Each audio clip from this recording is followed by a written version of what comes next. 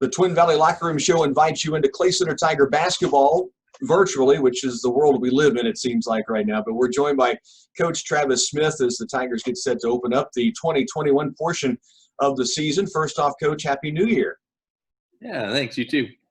Let's talk a little bit about what's coming up for you guys against the Chapman Irish. I guess before we even go that direction, it's been a long break. We always say that, but this is longer than usual. What's it been like for you and the guys preparing and getting back together on things? Well, I'm really actually excited to have them back in the gym again.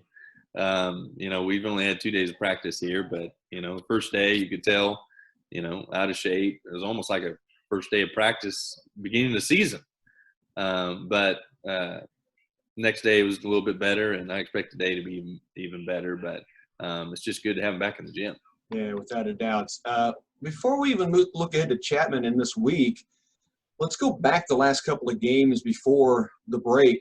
You guys played really, really well. A terrific come-from-behind win, and then holding on through adversity win against Riley County. Talk about that game. And I thought for the atmosphere we're dealing with in a gym, it could not have been more electric with a small crowd. Yeah, I mean, that was a really good game. I mean, we kind of started out slow, and that's kind of something that, we're trying to battle through is trying to get out of the gates a little bit better. But, their tenacity and toughness to be able to battle through and come back and win that game and hang on, it really shows, our ability and shows our potential. And I know that we can be that kind of team. Just being able to sustain that type of team is what we're trying to work with. And we'll get there. We're taking steps all the time. And so that was a fun win. It was also a win, I thought, where we've seen a point in the game where it could have just slid downhill, and instead the guys just gathered together. And I thought really dug in. We talk often about 50-50 balls, the ones that anyone can go get. I thought in the second half we got almost every one that we could have gotten, either by a rebound, loose ball, whatever the case. Yeah, and that's one of our things we emphasize a lot is just out competing and outworking our opponent. And I don't know if we can always say that we do that. But that's what we try to do, and that's what we try to push. And in that game, we did that, and we can hang our hat on that we outcompeted them and outworked them. And that's something we go back to as why were we successful this game? It's because of this, and they did a nice job of that.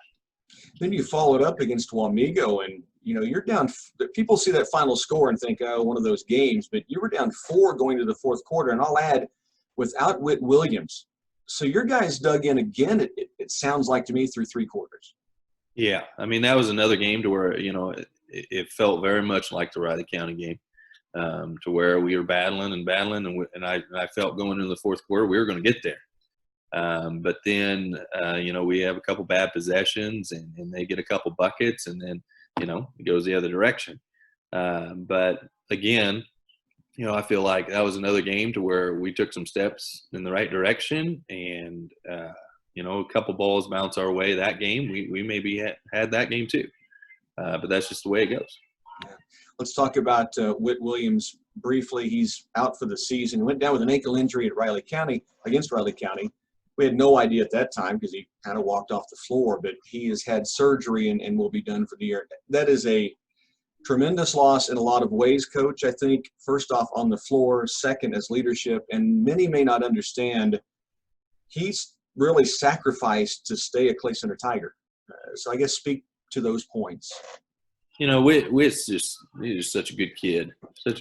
Comes from a great family, and he just approaches things the right way, treats people the right way, goes to work.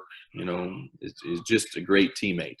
And speaking of that, it's just terrible, to lose a kid like that. And we lost a kid like that last year, Jake Ferguson. And those kind of kids that you just love having in your program, you love being around them. And it's just terrible to watch him go down like that. And, I feel for him, and I'm just hope the best for him, and look forward to having him back around when he's able to be around. Yeah, for sure. Let's talk about the Chapman Irish this week. Biggest concerns going into the matchup on Friday? They haven't played a game yet. And, that uncertainty, there's some uncertainty there of what to expect, and not being able to see any film on them from this year or see what they've done. It's like a first game for them, and really somewhat of a first game for us going into the second semester, but just that uncertainty of not knowing what to expect. Yeah, for sure. Two really good games to close out 2020, and now we open up a new year. Coach, really appreciate the time as always. Good luck on Friday night. Thanks, Rocky. That's the Twin Valley Locker Room Show, Tiger Basketball.